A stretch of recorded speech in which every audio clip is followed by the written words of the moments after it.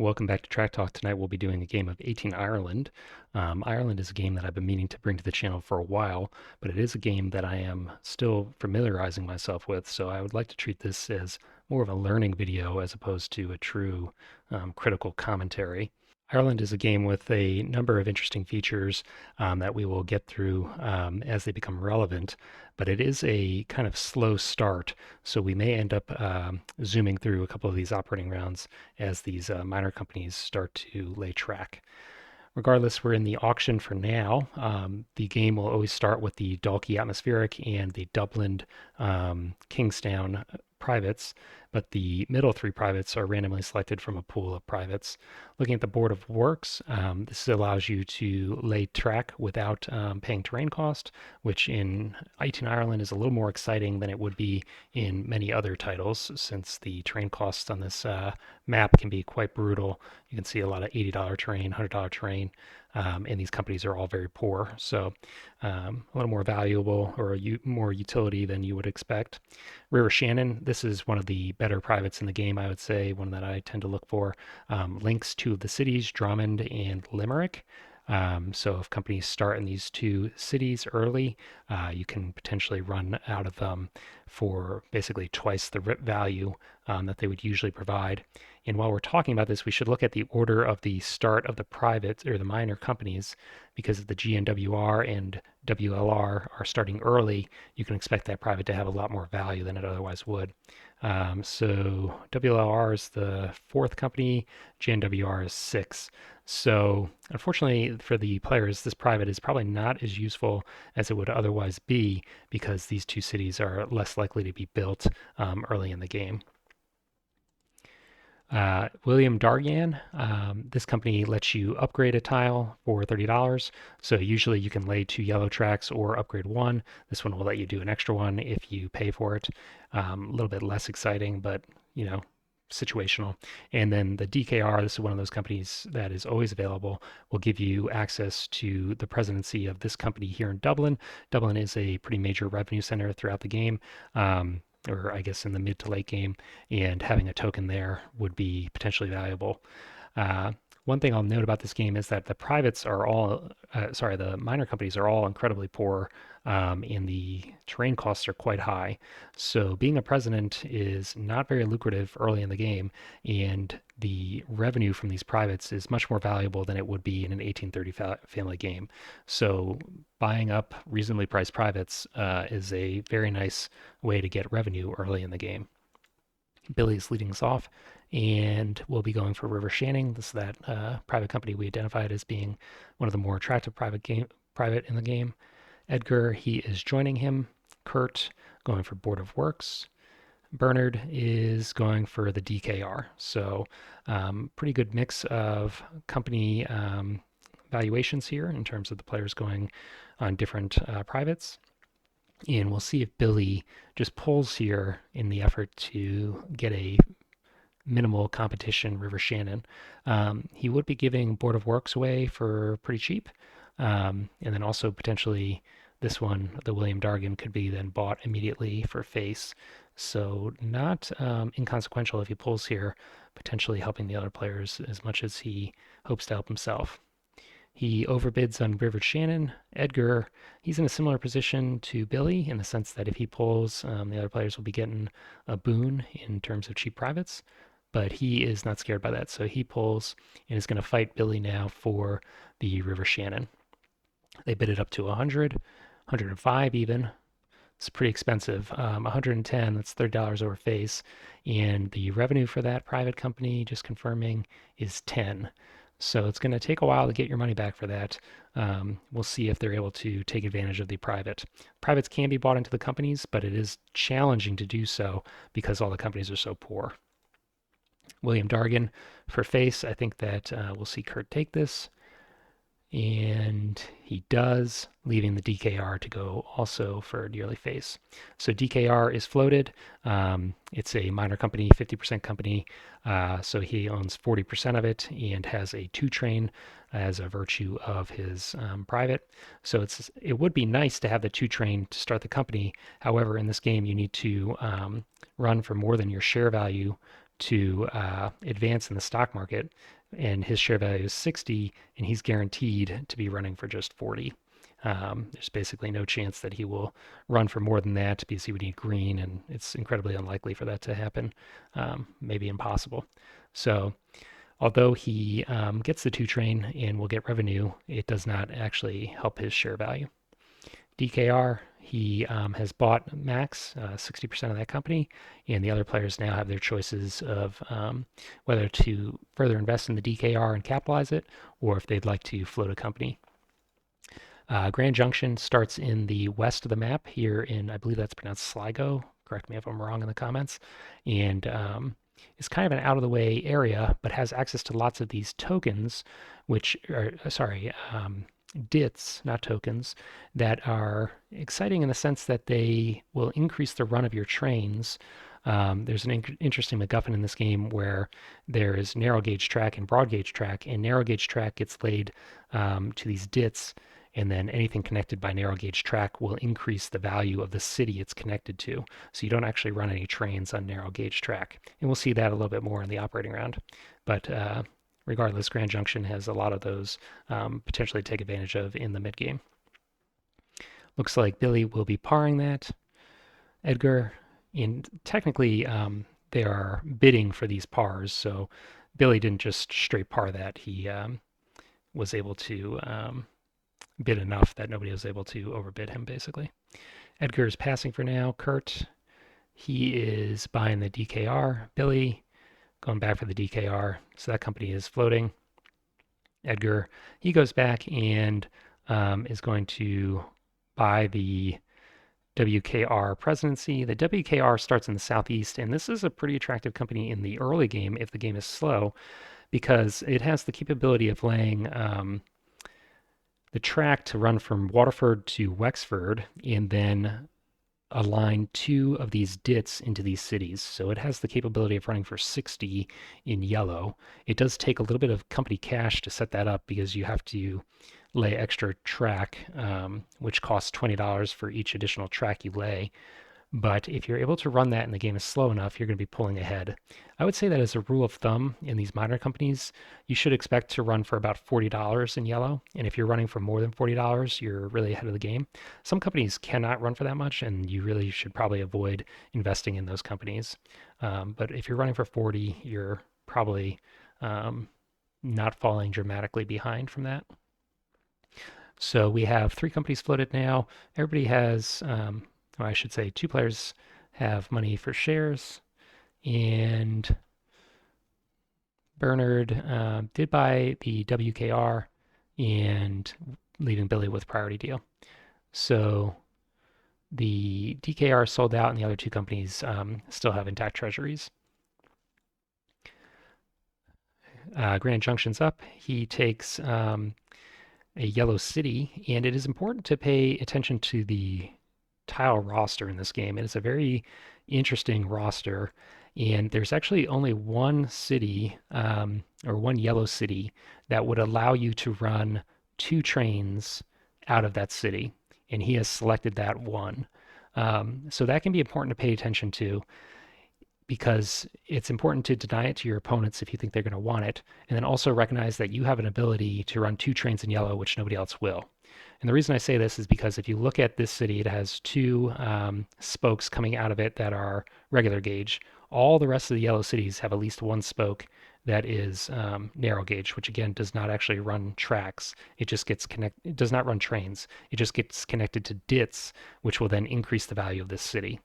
So important to note that he has taken this tile, and you should be thinking when you're parring your miners whether or not you're in a position with your miner to use this tile or not. It's a pretty important consideration, I'd say. He does need 2 trains to take advantage of it, and he does not have the cash for 2 trains. In theory, he could have issued a share to get that cash, but elected not to. Buying a single 2 train for now. DKR, this is a potentially valuable token later in the game, but this is a very boring company to run. It literally has no track options until green, and the yellow phase in this game can last for 3, 4, maybe even 5 stock rounds or operating rounds. So it is very boring to be the president of this company. Regardless, he's the company with the 2 train to start, so he runs for 40, which, if we remember, is pretty much what you should expect. Pays it out, and we are on to the last company, the WKR. So this company is heading over to Wexford, no surprises there, and you'll note that he has laid the sharp turn with the narrow gauge pointing towards the dit. There is a mirror image city that can be laid in Wexford and allow a dit to run to Carlow.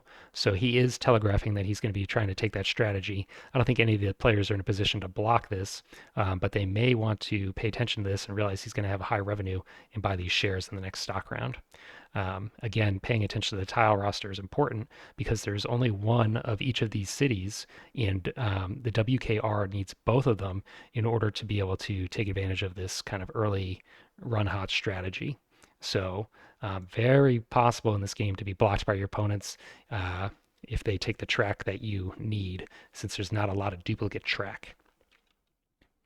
He buys a single 2 train, and we are into the second operating round in this set.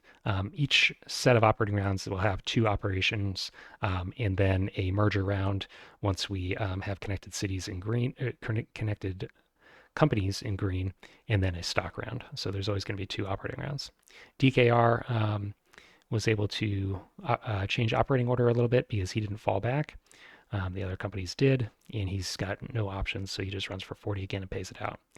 Sligo, he is heading towards the dit, and he lays a sharp curve here. So he may be looking to lay this track in the next operating round in order to run 2 trains out of Sligo. So he would also be running for 60 compared to the WKR. However, you'll note that the WKR can do that with just a single 2 train, whereas it takes the Grand Junction 2 trains to do it. It also is going to require the help of the other players in order for him to afford that second 2 train, since he is undercapitalized. For now, he's going to be running for 30, a little bit under our benchmark of 40. He pays it out. WKR, he lays Wexford and then one of the dits. So in the next operation, he'll lay the Carlow dit, and then he'll be running for 60. Pays it out. And one thing that I've been experimenting here is that these revenues are so low that especially if you're splitting the revenue with the other players, if you have privates, I wonder, and I've tried to withhold instead of paying just to build up the treasury and then be able to buy in my privates for 2 times face value. The idea being that you control 100% of the revenue if you're withholding, and then you're able to recoup all that money by buying in your expensive privates, denying your, I guess, parasite investors any benefit from buying your shares. I've tried that a couple of times, and it's been kind of a mixed bag. But we will see if anybody wants to try that. I think the player that would be in best position to do that would be Edgar with his expensive privates, especially if he has the WKR split presidency. Billy, he is selling out of the DKR. Edgar can't buy any shares. Kurt going for the WKR. Again, I think that's the company that is going to have the highest revenue, at least for the foreseeable future. And Bernard goes back and buys that. Bad news for Edgar, who is a few bucks short of buying any shares. Billy, he sold out of the DKR and then found that he had no shares available to buy. So this is not uncommon early in this game, and you will often find that players are basically forced to float these other miners simply for the reason of not having a better place to put their cash. So presidencies in this company are a pretty big liability. They don't run for very much, and the trains can quickly get very expensive. So you'd almost rather just be an investor in other players' companies, but you will often find that if you don't start a company, you have nowhere to put your cash. So Billy is learning that the hard way. Not entirely sure why we sold it. We saw him sell out of the DKR. He's going to cost himself a share into the next operating round by doing that. He will look like he's going to retain priority, though. He does. All right. So Grand Junction is now operating first, and he will, looks like, lay that track and should be able to buy a second 2 train for the next operating set. So he does buy the second 2 train, and he's going to be running for 60 now. DKR, as I've said, most boring company to run, nothing to do, just running for 40. WKR, he lays Carlo, no surprises there, and is now running for 60, which is really excellent revenue in yellow for one of these privates. We're into the next operating set. Grand Junction, no track dead he can lay. He's running for 60 as well. WKR is running for 60, and DKR just 40. So this is a common occurrence in 18 Ireland where you'll have operating rounds, at least early in the game, where there's basically no valid options and everyone is just accumulating cash so that they can go into the stock round, hopefully float a new miner, gradually work their way through these 2 trains to eventually get into green. And once green happens, the game becomes a lot more interesting, but the yellow phase in this game can be quite extended. So we might break into green in this next set of operating rounds. It depends on how aggressive these players want to push trains and whether or not we see 2 new companies float here, which is certainly possible. Okay, so Billy, $132. He is buying back that DKR share that he sold. Edgar, he is selling out. And based on the rules of this game, it is a strict sell and then buy and then optionally float a company. So it would have been next level if Billy had sold that DKR share in the last stock round such that he would have enough cash to float a company before having to sell any shares. The thinking there is that he would have the ability to float the UR without having to sell shares and wait until the next go around in this stock round. That doesn't appear to be been the strategy, but that would have been kind of cool to see. So you will occasionally see players get caught up in the fact that they don't have enough liquidity to, buy the share they want or float the company they want. They have to sell, but then they lose their stock action for that round, and then a player later in priority is able to snag the company that they were selling the shares for. So that is a little wrinkle to the stock round in this game. Uh, Regardless, Edgar is dumping the WKR, which is something that is fairly significant. I neglected to realize that he had bought a second 2 train, and there's really no reason for him to have bought that 2 train other than to deplete the treasury. So I guess the other players could have expected that company to be dumped. He's not going to be able to run 2 trains, and the later game prospects for the WKR are a little bit limited. The fact that he has laid all this narrow gauge track to the north of him is going to really limit his expansion. He's going to have to lay this expensive track if he wants, or potentially work his way around to the west to get any runs for the WKR later. So I guess he's thinking that he got his good payouts. He's not interested in running a split presidency with Bernard, and he's going to sell out and do something better with his cash. Kurt, he buys the Sligo company in Grand Junction. Um, okay, and then Bernard, is he going to buy his WKR? He does. Billy, he buys the last WKR. So this company is not dead in the water. It's still going to be running pretty well in yellow and potentially into green. But you do worry about its long-term potential. Edgar, he has a bunch of cash, and presumably he's going to be taking the Ulster. He does. So he pars that at 85, which is the second highest par, and he'll be operating first as a result. Doesn't look like he's going to be able to get any help in terms of capitalizing this company. Nobody has cash to buy those shares before he does. And he will be giving priority to Kurt, it looks like. So you are, or Ulster, operating out of Belfast here. These BC tiles are basically double O's in other games. And his track is going to be a little underwhelming here. He's going to have to run into this double dit and then try and link up with someone else. We'll see how that evolves for him. But we do see that double O tile, and he pays the extra $20 to lay a second yellow tile. I don't know that we've seen much of that in this game yet, but I may have neglected to mention you can lay up to 2 yellow tracks, but you have to pay $20 for the second one. So he's going to buy 1-2 train here, and he's unable to break into green. We may see this game stall again for another stock round, since it doesn't look like the other players are going to be able to buy the 2 and the 4, but we'll see. Grand Junction, content to run for 60. DKR, he is running for 40 and also not buying any trains. WKR running for 60. So we're into the second operating set. And again, we're seeing a little bit of a stall, which is very typical for this title. You are again double laying, so depleting his treasury a little bit. He only has a 2H train, so he's not going to be able to run any of the track he just laid. And he is racing off to the EBSR and SLNR presidencies, maybe seeing that these companies are going to be available in the next stock round. This company has to go first, of course, but hopefully, I guess the UR player, Edgar, is going to be looking to par one of these companies. He's paying for 40. Nothing interesting for Sligo. None of these companies have any valid tracks, so we can just buzz through that really quick. We're into stock round 4, and Kurt is first off. He has a decent amount of cash, could float a company himself if he wanted. He's got the Grand Junction as his sole presidency right now. Sorry, no. He is actually president less. He's a minority investor in 3 different companies. So he may look for his own presidency. He would have to start the GNWR, which is here in the center of the map. This tile can be important as a choke in the game.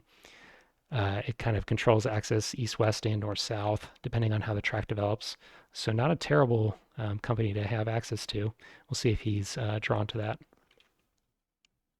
He's going to buy Ping shares in the UR for now. He's really focusing on an investor strategy, not interested in his own presidency. The UR is now sold out, and there are no shares available for anybody to buy. So this is the scenario I was talking about, where you can easily find yourself, as Billy is right now, with nowhere to put your cash. So the question is, does he just sit on $120, or does he float the GNWR, even though maybe he doesn't want it? He does take that presidency, and I will say that of the players to take this company, that may synergize okay with the Sligo company. Wouldn't be the end of the world to upgrade and lay some track for Drummond. Edgar, he sells one of his own shares, and I guess he's going to be going to look to par the SLNCR. This is only possible because Billy took the GNWR, but this is the player that we were talking about was laying track towards this EM tile. We've talked a little bit about the tile roster in this game, but I will point out that these EM tiles are very, very bad. They are only, I believe, $10 in yellow. Yes. And they are always $10 worse than the corresponding regular city, and they actually don't upgrade beyond green. So you'll never have a brown EM tile, which means that the revenue in those companies is always going to be a little bit worse than you would expect. Bernard, he's going to go back and buy that UR share that was sold. And Billy now changing things up as well. He's going to sell out of the WKR and I guess help float the GNWR. Yes, he's going to just capitalize that. Okay. Edgar floats the SLNCR, and I think we'll just be seeing Kurt leave with priority here. Looks like it. So UR may lay this EM tile just to help out his sister company in the SLNCR, and I do think we'll finally be breaking into green track now that we have 2 new companies floating. So he does lay the SLNCR's home tile, and we're starting to see some development of narrow gauge. One other thing I forgot to mention is that the narrow gauge doesn't require you to pay the train costs. So these $80 cities or DITs are really much more appetizing for the narrow gauge. Running for 40, pays it out. Still not in green, so no options for the Grand Junction. DKR, still no options. He pays that out. And it looks like he is the one to buy the first 4H. So he has opened up green track for his later running company, the WKR down south. I'm surprised he had the cash to do that. I guess he's just been running for long enough that the cash has accumulated. Okay. Did he have to withhold it all to do that? No, he's paid out every time. Okay. WKR has access to green track and is going to upgrade his yellow DIT. It remains narrow gauge, but now he can run through it to potentially link up with the DKR. Unfortunately for him, no, it will be possible. So the yellow lollipop tiles, the DITs with no through axis, can upgrade to allow a narrow gauge track to head west. So it is possible for him to link the WKR and the DKR. He runs for 60 still, and it's interesting that he elected to upgrade this. He could have upgraded one of the cities for a little bit extra money on his run. So surprised he did this first. GNWR, first operation for him, lays his home, and maybe heading over towards the west to link up with his other company. We'll see. And SLNCR, the other company that was newly floated, looks like he's upgrading his home. Still green, but only worth 20, as we mentioned. And what did he buy? He bought a 4H. So just looking at the train roster, 4Hs are flying off the shelves, only 2 of those left, after which we'll get into the 6s in our first rusting event. So may see that in the next set of operating rounds. Don't think we'll be seeing it here, though. UR, 2 trains, only able to run 1, of course, but he upgrades his home for a few extra bucks and is running for 50 now. He is able to buy in his privates, and he looks like he buys it in for full. That does not help him because this company is not running through Drummond or Limerick, but it does give him a ton of cash into the next stock round, so probably is going to be floating another company.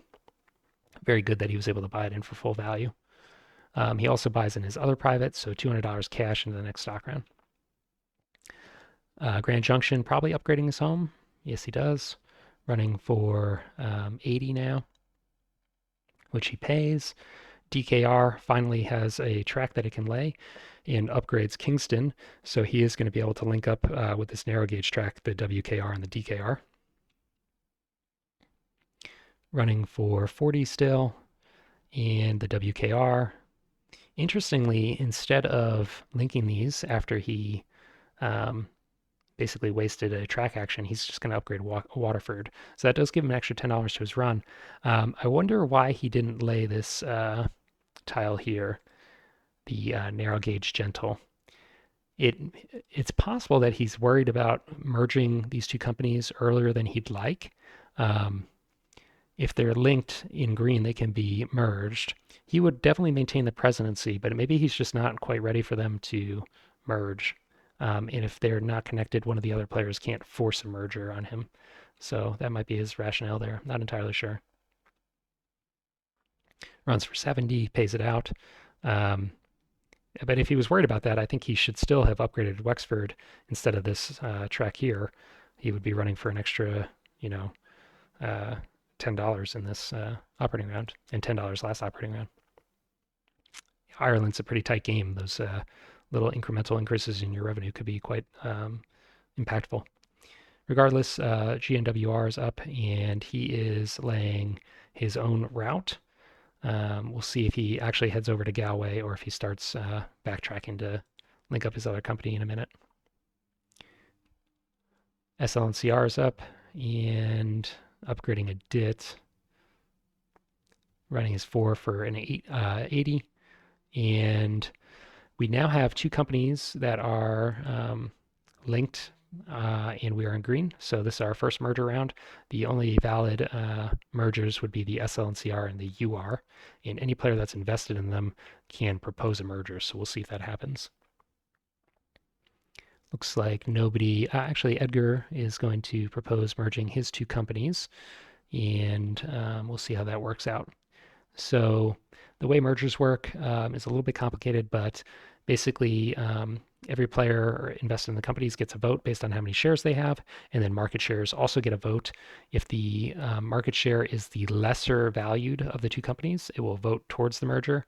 If it's the higher valued of the 2 companies, it will vote against it. So currently, assuming that Edgar proposed this merger, he's going to be voting for it. There'll be 5 votes for the merger, which should be enough to guarantee that it succeeds, even if Bernard and Kurt vote against it. So looks like it immediately succeeds, and he now has a 10 share company, which is the GNRI. So all the trains, all the cash gets combined. He now has an extra token in addition to the two tokens that were already there, and that's all the tokens he'll ever get. He also only has two shares valued at $70 apiece in the treasury to capitalize his company. So this company may struggle to get trains later in the game. It's going to be a little bit of a liability potentially. Um, Regardless, we're into the stock round. Kurt buying a share of the GNRI. He buys it from the market. Bernard, he is buying from the treasury. It looks like everybody's leaping on this 10 share company, and rightfully so, I guess. It's got three trains, it's got good routes, so it's going to run pretty well. Billy, he buys the last one, which is bad news for Edgar, right?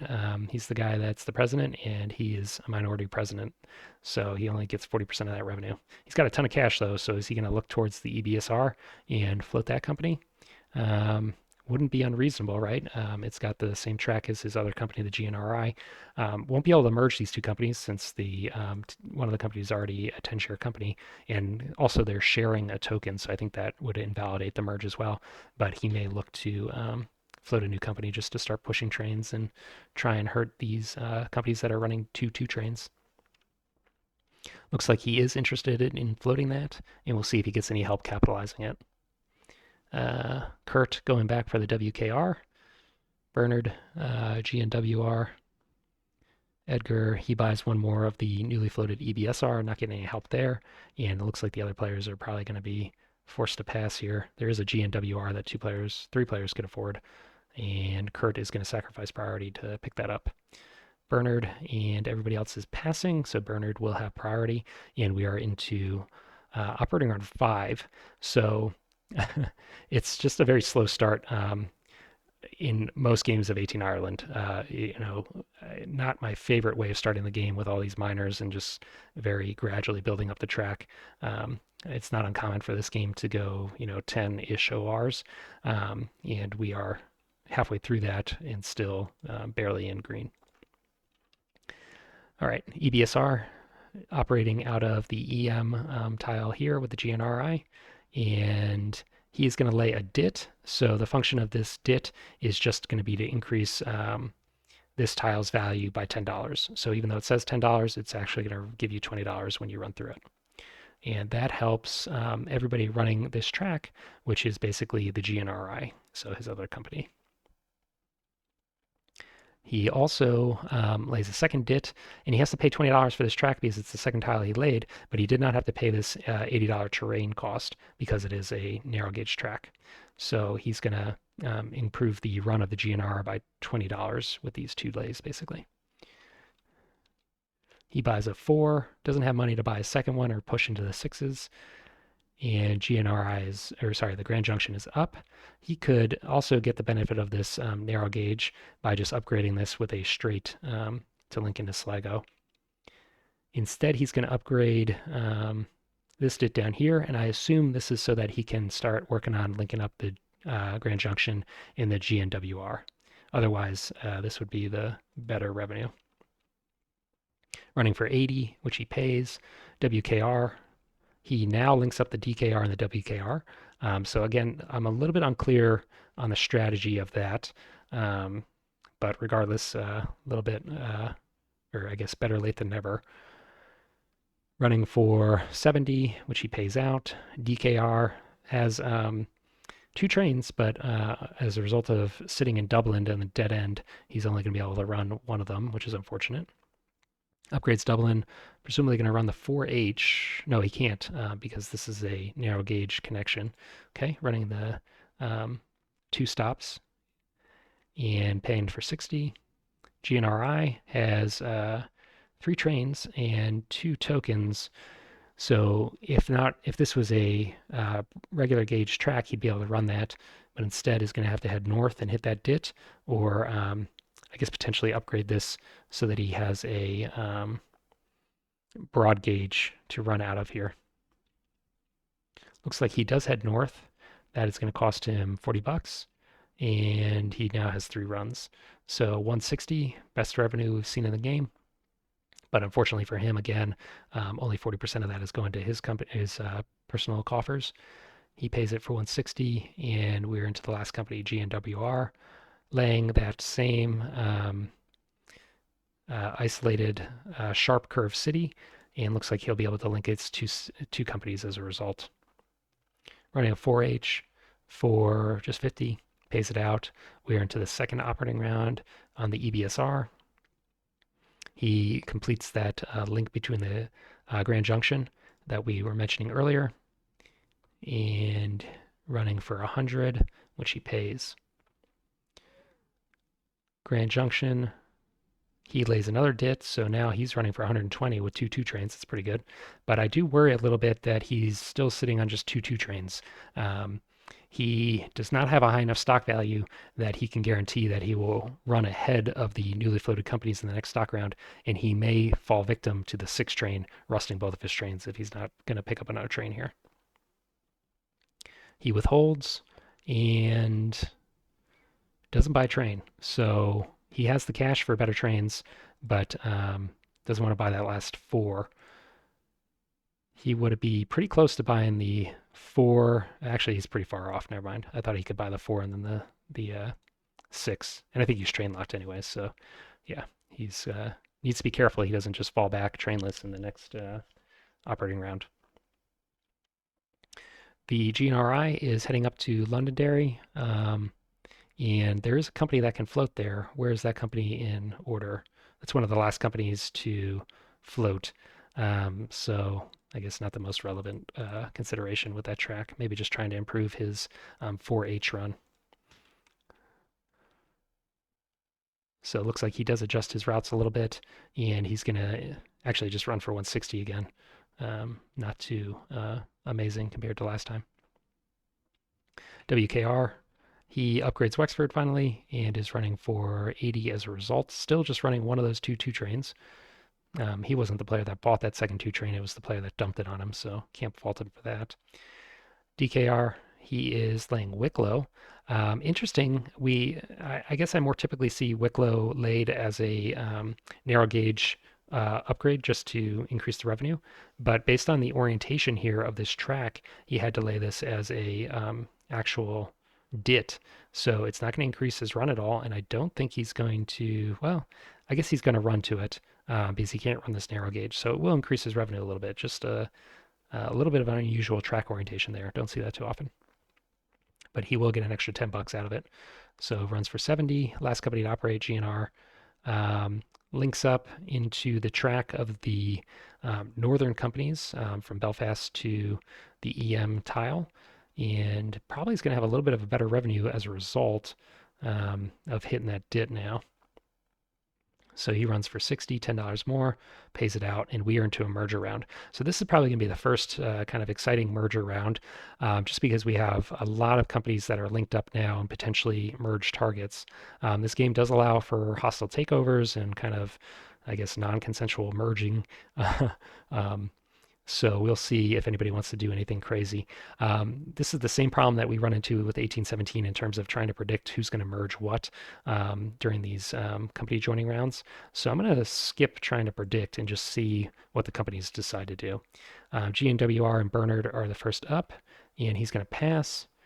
Billy is proposing a merge of the Grand Junction, and that is with his other company, the GNWR, it looks like. Okay. And that's guaranteed to succeed if he wants it, since he owns the presidency, max presidency of both companies. So Billy votes, and it is accepted. And he has now started the second 10-share company of the game. We still have not seen the 6 train come out, so I believe we are still not in a position to just directly float 100% companies. We're still stuck with 50% companies, or the minor companies. Bernard is leading us off, and he is going to be floating the CIR, the minor company that I believe is in the center of the map. Where is the CIR?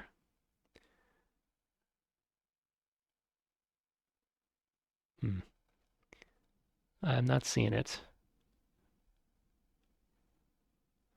Well, let's just let it drop its token and G13. So here, okay, it is pretty central. Um, so he floats that, and he max floats it for 200 bucks. So that is max par. He will still be operating behind this company with the 4H train, but we may see this company, if it's fully capitalized, push through the 4 and then the 6 to rust all the rest of these companies' 2 trains. Bernard is the president of the DKR, and he has a 4 train in that company, so it wouldn't fall back. Actually, he's also the president of the WKR, so he's probably not incentivized to do that because that company um, needs to run those 2 trains or have the opportunity to shuffle cash with them. A little bit surprised he doesn't dump this on Kurt, actually. Um, yeah, we'll see. Billy, he's passing. He has a ton of cash, so I guess he's not interested in the Dundalk um, and doesn't want to help float the CIR, or I guess capitalize the CIR. Interesting. I'm not entirely sure why he's passing there. Edgar, he is interested in the CIR. Kurt, also Bernard. So the CIR is now max capitalized and floating up. Billy is now selling out of the DKR and also selling the GNRI. What is he going to look to float? Presumably the Dundalk, since that's the only thing that's available. Instead, going to be buying the EBSR. Could, in theory, push for the presidency of that. I don't think we'll see that, but we'll see. Edgar, he goes for the GNRI. That's been sold now. So it's a little bit of a less split presidency now. Kurt, he is also looking at the EBSR. Okay.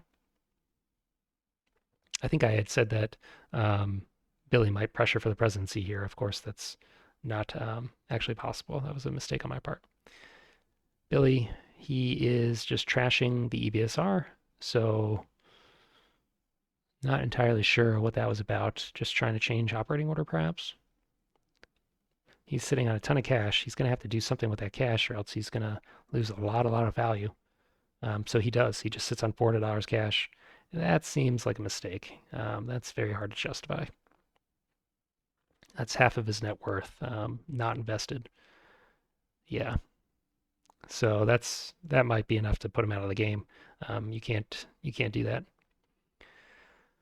Regardless, CIR is up and he has a full treasury. So he's going to lay his home, link up into the DKR's home. And does he buy 2 trains? He cannot. Laying that track cost him the ability to push trains. But I think we had established that he wasn't that interested in pushing trains before the WKR could run it anyway. So he may just shuffle trains and then buy the 6 with the WKR, which is pretty good for him. Looks like that's what he's doing. WKR has the money for the 6H. So he's going to run his 2 for 80.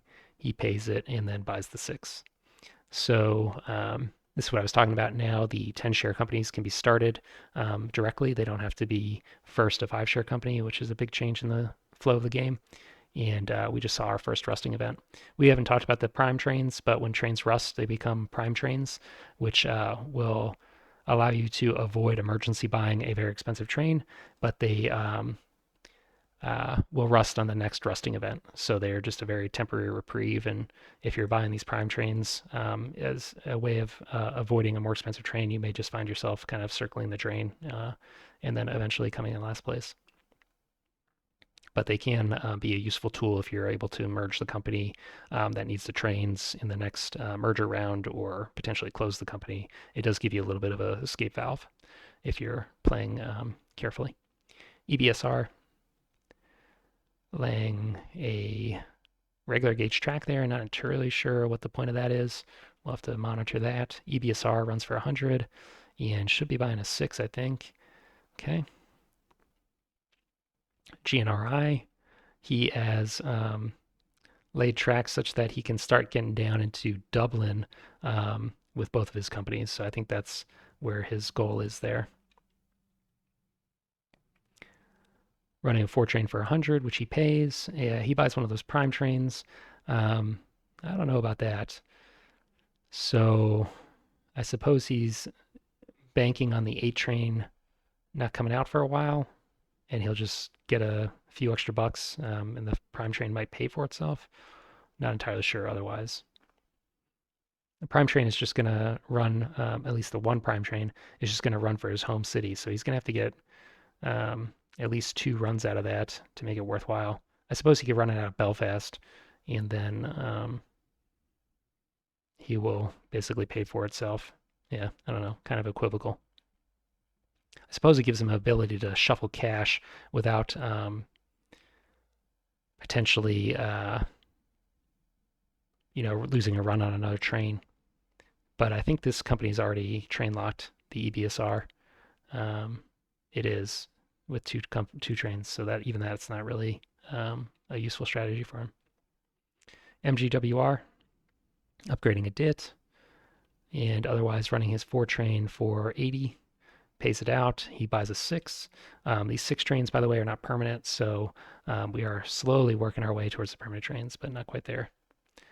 DKR upgrading the EM track, running to that rather than the DIT for a few extra bucks, running for 80 and paying out. We're into the second operating round. EBSR should have pretty good revenue here, has decent trains and decent track. So he's able to get just north of Dublin. And this DER company, is that the next company to float? It is, and he has priority. So he's laid a bunch of track and is going to be able to probably float this company. He's in a decent position with that. Running for 160. The GNRI, let's see how he uses this one prime train. He is, in fact, running it out of Belfast, it looks like. Okay. Pays it for 140. WKR with a 6. Not going to be able to run as a 6 because he still has all this narrow gauge track blocking him. Again, he's going to have to make his way west to get a better run. But looks like he's laying more narrow gauge for now. Runs for 80. CIR, a newly floated company, first train run for him. He is working on linking up the CIR and the WKR, it looks like, through this narrow gauge track at least.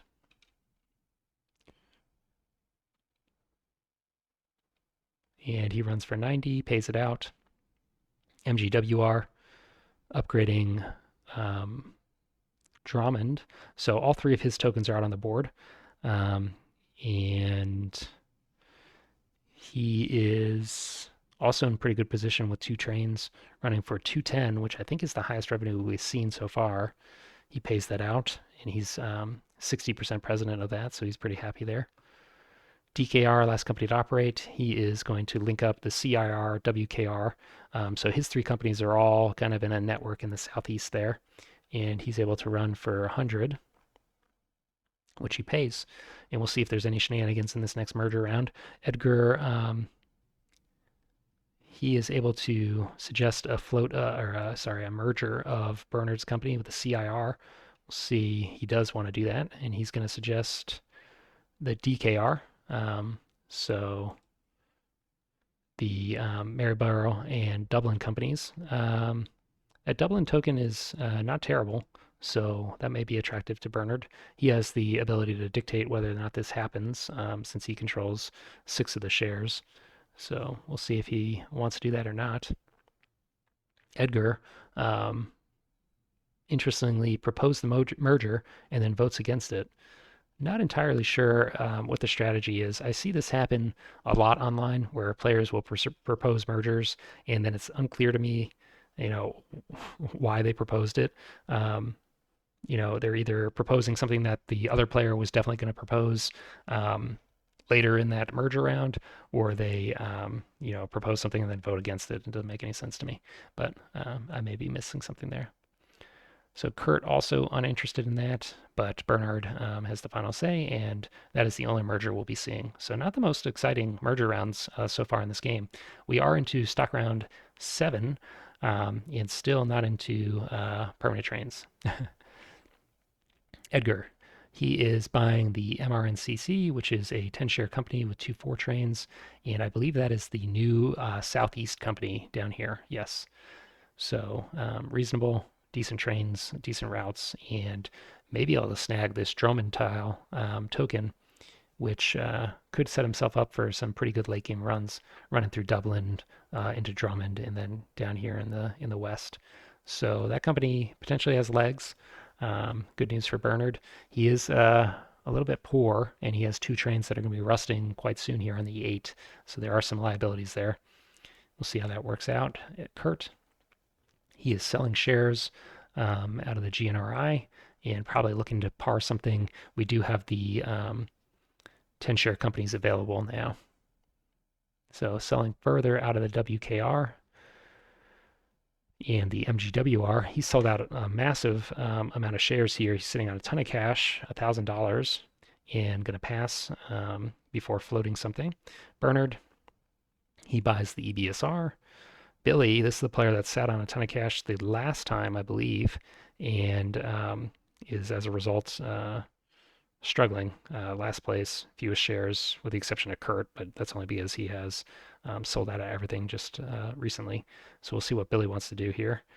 He is going to float the 10 share company, the DSER, and he picks Dublin for his token. That's a pretty nice pickup for him. These Dublin tokens can be very lucrative, and it's not usually available. I believe there's a private that usually starts there. Not a private, a minor. So the fact that there's the ability for a 10 share company to snag that is pretty useful. And we're on to Edgar here. Edgar is auctioning the company just north of that, the DER, and he does that for um, so this is interesting. He auctioned it for $100 or $200 for the max par, and then was overbid by Kurt um, by a massive amount. Kurt bid $650 for that, which is a crazy high bid, and it's, I think, probably just a really bad idea. He puts all the money into the company, but it's not like the share price reflects that. So he's not parring it higher. He still only gets a $100 par. He's just got pumped a lot of money into the treasury. So he's going to be able to par or push trains with that, but it's only a minor company, so he can only buy two trains anyways. In fact, the train limit might be one now. It will be soon. So he's going to have a hard time spending all that cash. That's a hard. I don't really understand that decision to pay that much. If he was going to do that, he should probably have bought a 10 share company. Um, if he would have a lot more shares that way. Yeah, I'm not sure.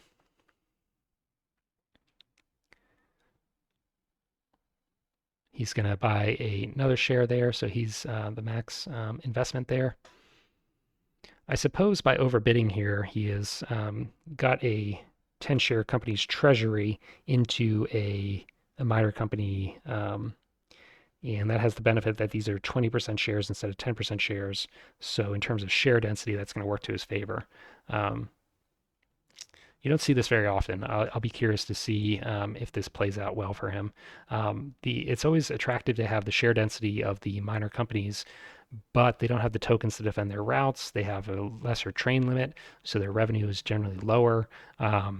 And they have the liability that they can be merged away. So if he isn't careful, he could lose this company, and then he's pumped, $600 into his treasury that he doesn't control anymore. So there is some liability there, and if he's able to get a good train and the map opens up and he's able to run it with just a single token, sure, it's very lucrative, but that seems highly unlikely, which I think is why you don't really see this very often. Bernard's passing. Billy is buying the DSER, his newly floated 10 share company. Edgar, he is helping out with the DER, so that's going to have a very large treasury. Kurt, going back for the 10 share company. Bernard is still passing, sitting on almost $300. Interesting. Billy buying the DSER and the DER, that massively capitalized 5 share company is now floating up. Kurt still investing in the 10 share company. Bernard passing. Kurt has bought his last share, And looks like we now have Bernard just sitting on $400 cash. So Billy did this um, last time, and Bernard is doing it this time. Now he is at his share limit, so maybe I'm being overly harsh. If he was at his share limit this whole time, it makes sense for him to be passing. Um, Not much else he can do. So I may have neglected that when I was saying that. EBSR, first company to operate. He is not laying any track and running for 170, which he pays. And now we see this monstrous, actually, we're not quite there yet. The new 10 share company comes up. He is upgrading to get out of Dublin and he will buy a 6. Does he also buy a 8 here? He has the cash for it, and the 8 is the first permanent train. His other company is the MGWR. The MGWR would be losing the 4, but still has a 6, so um, would be fine to buy the 8 here. But he's going to pass for now. That's interesting. DER has a ton of cash, and the train limit is still 2. So he can buy 2 8s here in theory. But as soon as he buys the 8, the train limit's going to drop. So he's going to be train locked on an 8 train. Okay. Buys the 8, and private companies are done. We see another rusting event, which is going to immediately affect the GNRI, it looks like. So he's going to be forced to buy either an 8 train for $400 or whatever, and the alternative is to buy one of these prime trains, which we've cautioned about in prior operating rounds. So he's fallen back, and he does buy a prime train.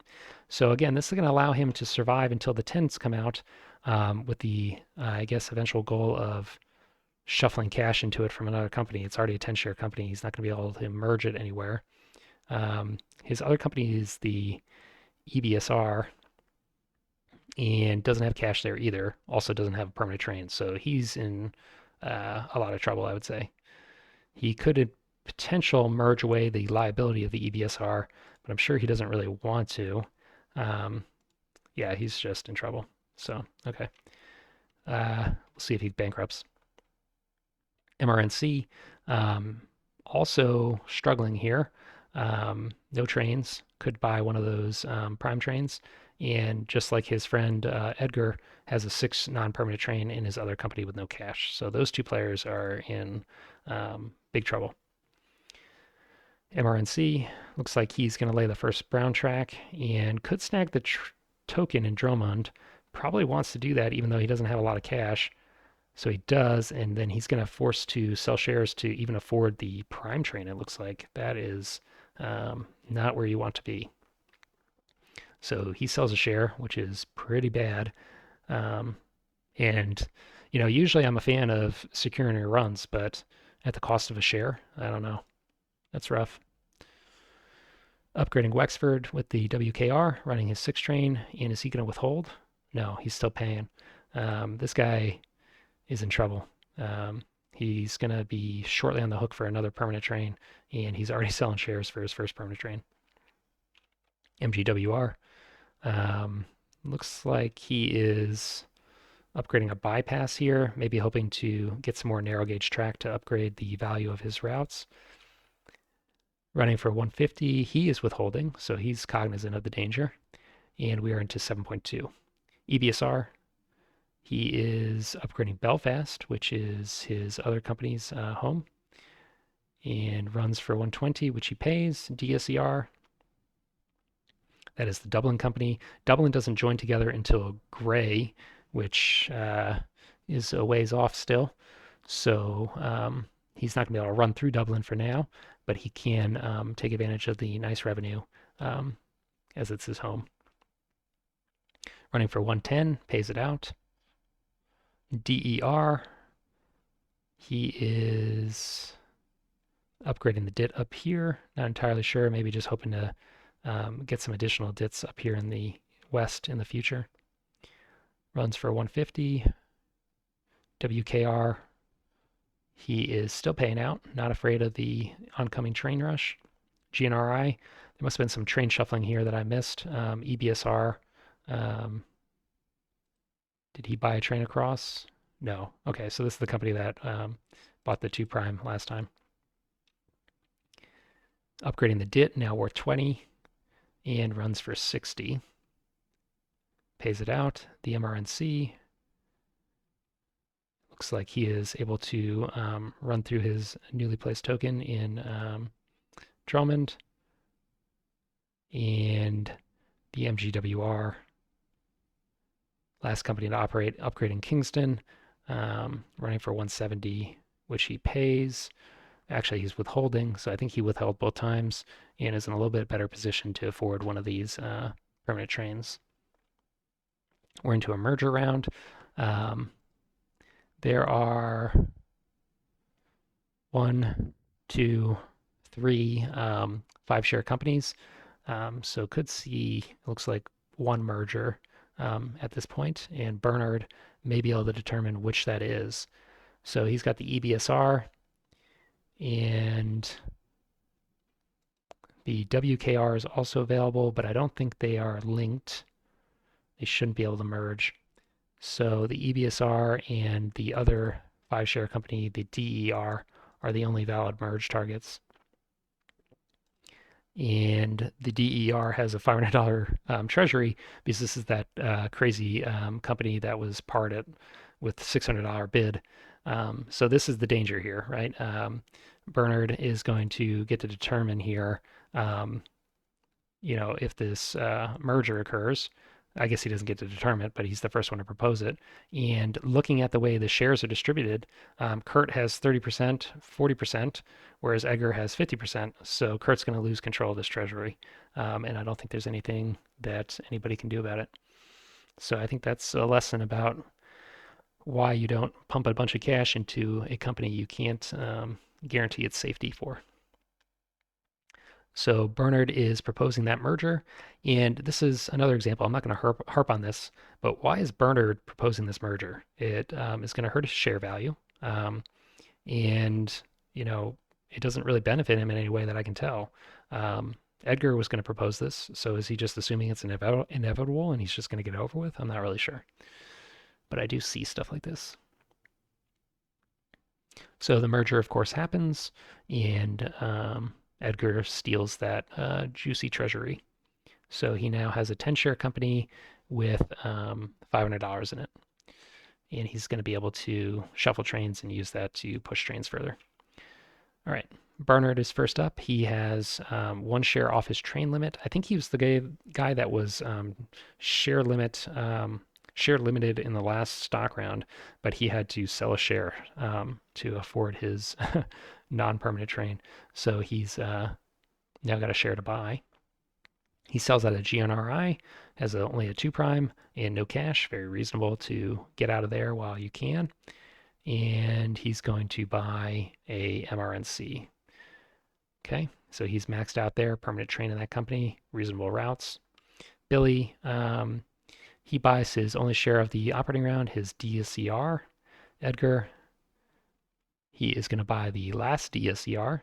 Kurt, he buys the MGWR. Needs to be a little bit careful there. Is open to the dump if this market share gets bought. It would have $300 in the treasury, so not the end of the world, but maybe doesn't want to out of pocket a expensive D train if those 10 trains come out. Bernard has the stock space and cash to float a 10-share company, so he's going to be floating the GSWR, which is in Maryborough, which is one of those EM tracks. And I think he's basically just cutting people's routes here. So this pink company, is that the MRNC? Yeah, this company is still able to run through there, but everybody else has been cut out of Dublin. Billy, no cash. Edgar, very little cash, but buys the newly floated GSWR. Kurt, going back for that as well, helping to float that company or capitalize it.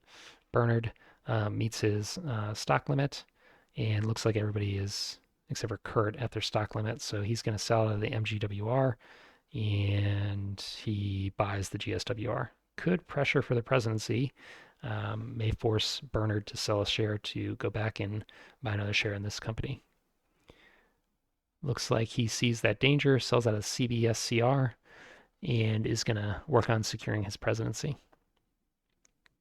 Edgar sells the GSWR, which is the newly floated company. I think he's just working to manipulate operating order there. And he's going to go back and buy the sold share in the CBSCR. Kurt pressuring for the presidency in theory. I don't think we'll see that happen. Bernard is, I guess, afraid of that, sells out of the MGWR, and secures his presidency. Kurt and everybody else is passing. That will leave Billy with priority, and we are into operating round 8. I expect we will be seeing the 10 trains come out here. We have that newly floated company with more than enough cash, and that is going to spell trouble for Edgar and well, really everyone. Everyone has a train. Everybody has a company that is going to need trains. So we'll see how this works out. Kurt, interestingly, has no presidencies. I don't remember if he was the player doing the investment strategy earlier in the game, but it's much more common to see an early investor rather than this kind of late investor. DSER, he lays that DIT and is going to be running for 220. Okay. CBSCR, he has a token available, but really nowhere exciting to place it. Could, I guess, slot that into Sligo here, but nobody's running this narrow gauge anyways, unless this gets upgraded. So we'll see. Looks like he does exactly that. Great. Okay. Has pretty good runs. Runs for 280, which he withholds. And what's going on there? Which company was that? That was the CBSCR and Edgar. So he now has the cash to cover this GNRI, which was previously a liability. Okay. WKR, 6 train. At least he gets to operate before the newly floated 10 share company. So he's going to be able to withhold once and hopefully be able to afford a better train shortly. Redeeming a share, still has cash for that 8 train, and he's able to secure the Dublin token. So he's going to be able to run through Dublin, and when these token slots all join together, he'll be able to run up here into the north through there. So we'll have a decent run.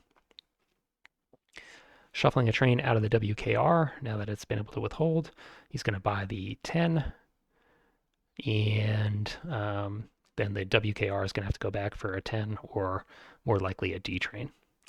And the WKR is not a company that you want to D train in. It really doesn't have good routes. So I don't know if he's going to be able to address that in any way. It's a 5-share company. In theory, possible to merge it, but I think it's too little too late. So going to be stuck as a 5-share company with a D train, it looks like.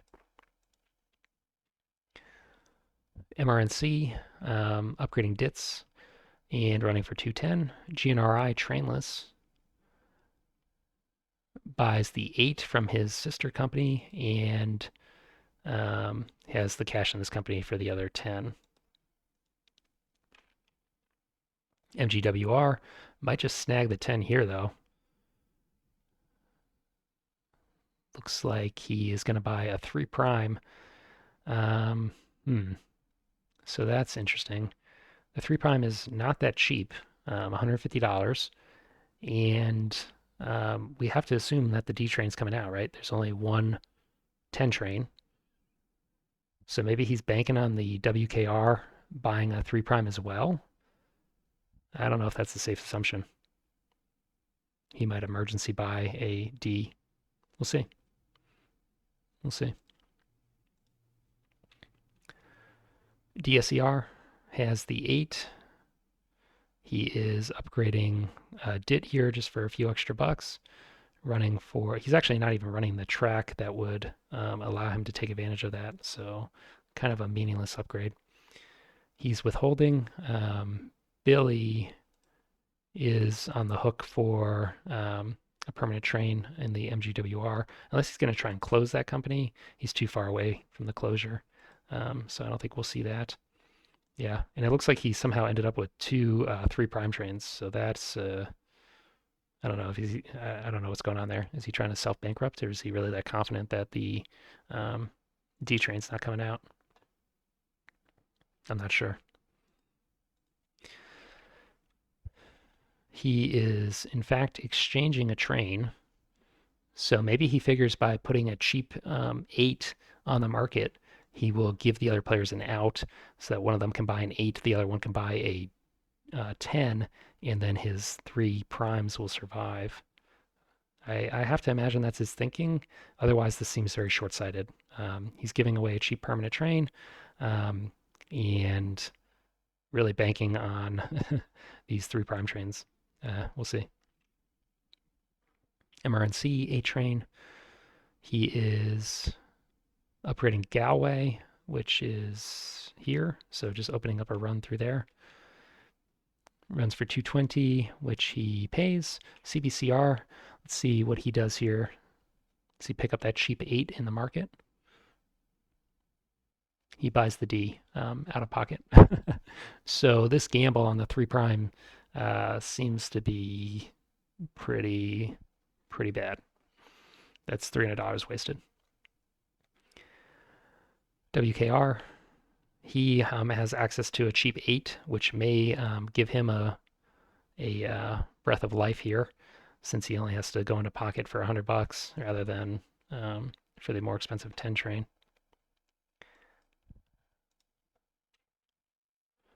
He's so confident, in fact, that he's going to spend $100 on track, and that track is here. So he's gotten now a route that's a lot better for the WKR since he now has access with broad gauge track into Dublin. Still a 5-share company, so he's not going to be able to drop a token there, but that does improve his prospects for this company. He buys the 8, has to go into company or president cash for it, but not devastatingly much.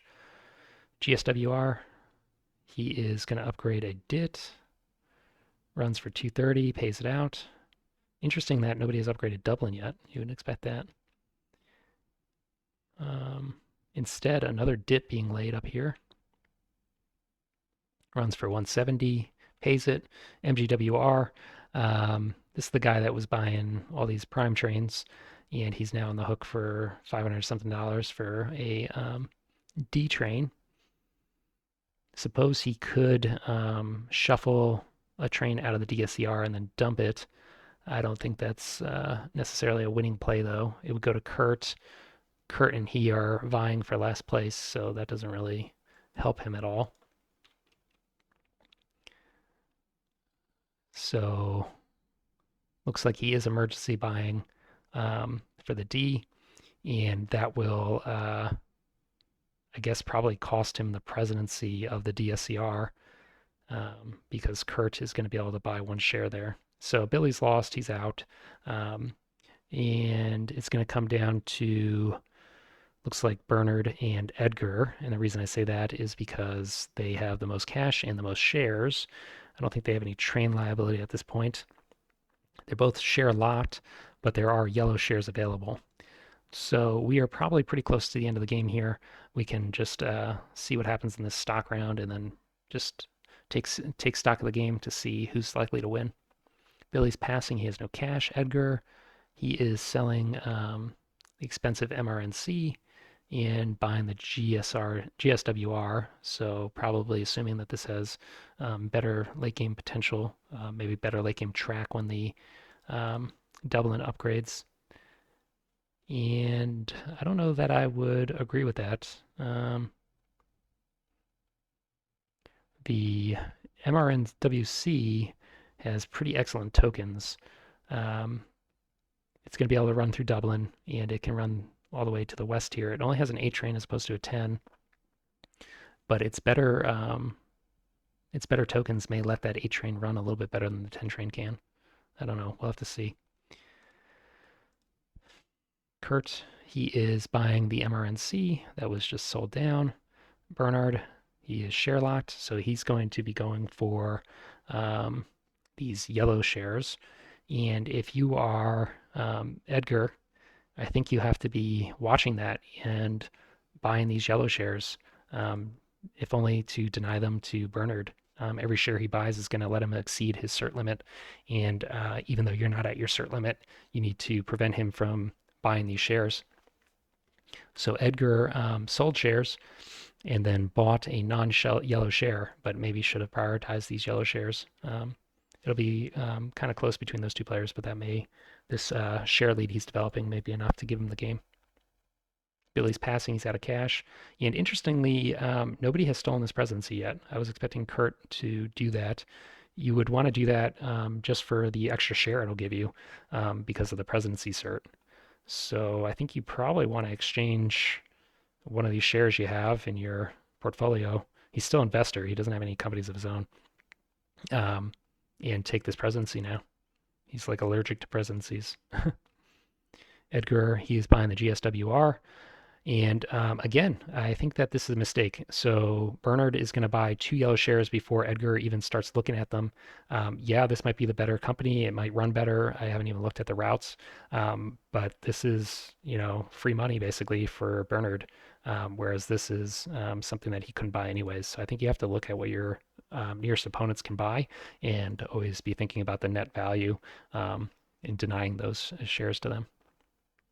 Kurt passing. Interesting. He is not interested in this presidency. I think that's also questionable. Bernard, another yellow share for him. Edgar, now noticing that the yellow shares are worthwhile. Kurt's another player that should be buying these yellow shares too. If he's not buying this presidency, at least go back and buy these yellow shares. So that's another problem, right? I hate when players do this. Bernard shouldn't be allowed to buy all these yellow shares. Kurt should be siphoning up some of them, but he's passing for no reason. And as a result, Bernard's going to be able to get an even bigger advantage. Edgar buys the last one, and it looks like everybody else is going to pass, giving Kurt priority. Doesn't matter that Kurt has priority since he's the investor and can't dump in anyone. Um, so the map is probably going to be pretty, I guess, ossified, I'll say, and there's not going to be a whole lot of additional track development, I don't think. Dublin will get upgraded for sure. But just looking at how the narrow gauge has developed, it's not likely that we're going to see a connection down south here. It's just a lot of track, a lot of money for that to get upgraded from Athenry to Waterford. And then I guess we could potentially see. No, I mean, I guess that would be the only place that I'd be looking for new map development. So if we look at the game state, we have Bernard leading us off. He's got the most cash. He's got a 2 share lead on Edgar, and he's got no train liability. He is in a position to dump on his opponents, whereas his opponents cannot dump on him. So I think there's really not a way for him to lose this game. That said, the CBSCR does have a D train, which is potentially much more lucrative than these 8 trains. This 8 train might be a little bit of a liability down here. Let's look at the CBSCR route. When Dublin upgrades, he's going to be able to run down south here and then also up through the EM tile and Sligo. So he's going to have a pretty good route. So I think we need to just see how much he's running for. We should also look at the market. The market has $3,000 in it. So with 7 companies in that, they're all going to have to run for $400 over the next 2 operating rounds. So $200 each operating round individually, which could break it. So this may be the last operating round. We'll have to see what the revenue looks like. So let's go through this kind of quickly. I think that we will see Bernard win, but we should just do our due diligence. He's upgrading Dublin right off the bat. GSWR, he is running for 290. So if we said that all these companies need to run for at least 200 to break the bank, we are off to a promising start. Pays out 290, and he's actually exchanging a train for a D. So his run is going to be very good now, and that may be enough. It didn't lose a run. He didn't have to withhold. He didn't go into the presidency to buy that.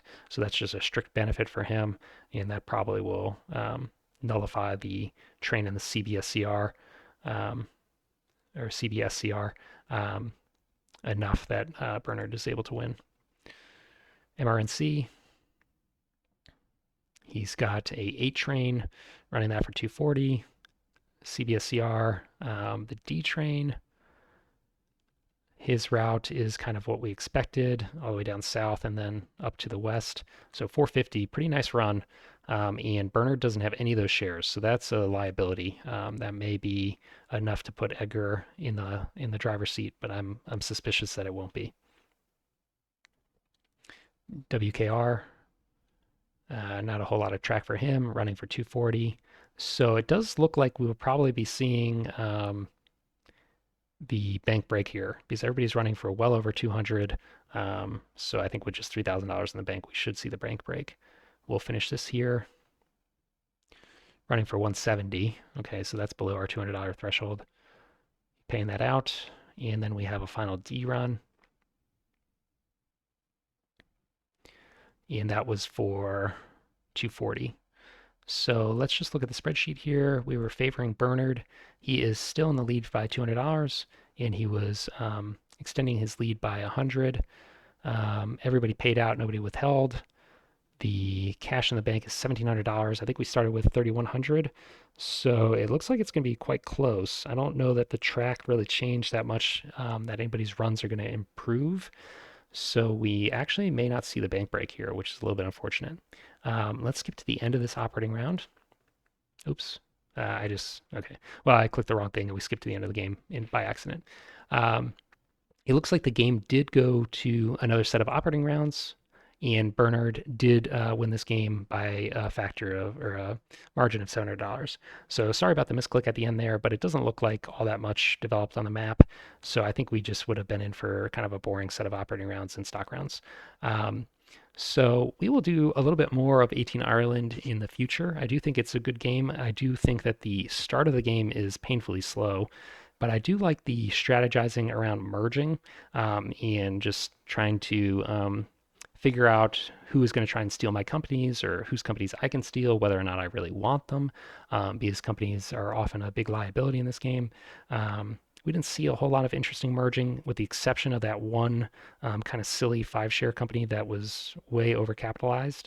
That was kind of an interesting situation, but other than that, it was all pretty standard. Um, and then I think that the early game track development, while it is very slow, it's important to pay attention to the tile roster and just really make sure that the tiles you're expecting to be available are available. You oftentimes will see someone get the WKR and expect to run for that $60 route with the two lollipops pointing north, and then find out that for some reason some of that track's unavailable, and then that company is much worse than they were expecting. The prime trains are always an interesting dilemma. Do you buy the prime train and then try and merge away your liability, or do you just go out of pocket for a more expensive permanent train? It's not always the easiest decision to make. I think we saw one of the players totally miss the mark in that in this game. And then there's interesting dilemmas in the stock rounds about sitting on cash and being in the first to par a new company, or just investing all your cash. So a lot's going on in this game. It is pretty brutal, very tight game, and I think a lot of people don't like it for that reason. It's not one of the most popular games on 18xx.games. It doesn't seem like a whole lot of people are playing it, but it is a nice one to have on the repertoire, and I'm happy to bring it to the channel. So anyway, thanks for watching, and we'll be back in the future with additional commentary.